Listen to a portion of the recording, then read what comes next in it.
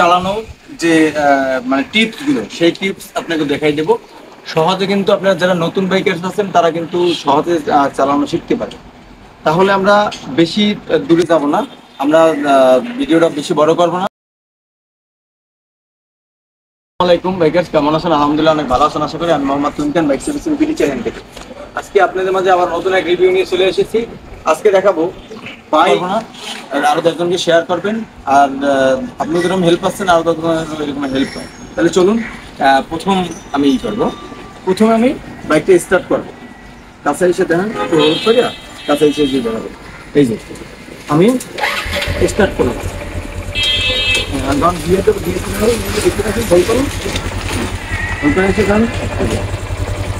আমি এই যে গিয়ার দিচ্ছি, গিয়ার দিলাম, এক গিয়ার দিলাম। এখন এই যে ক্লাসটা আমি এই যে পিক আপ ধরলাম না, এই যে হালকা বাড়াইছি, হালকা বাড়াইছি, হালকা বাড়াইছি, এই যে আস্তে আস্তে আস্তে এরকম ছাড়বে।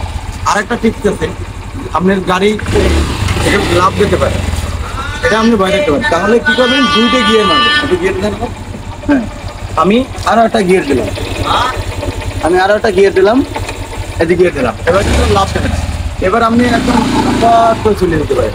ঠিক আছে, আপনি যদি দুই গিয়ারে চালান, যখন দুই গিয়ারে চালাবেন তখন কিন্তু আর এই সমস্যাটা হবে না। আগে প্রথমে আপনার ক্লাসটা ঠিক রাখতে হবে। এইটা যদি চাইতে দেন তাহলে কিন্তু গাড়ি আর কোনো দিকে যাবে না।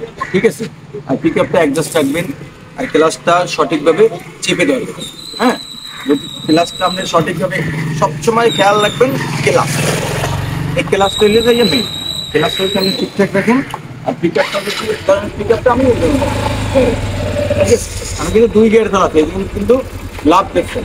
ঠিক আছে, তাহলে আরো 10জনকে শেয়ার করবেন। ভালো থাকবেন, আসি, আসসালামু আলাইকুম।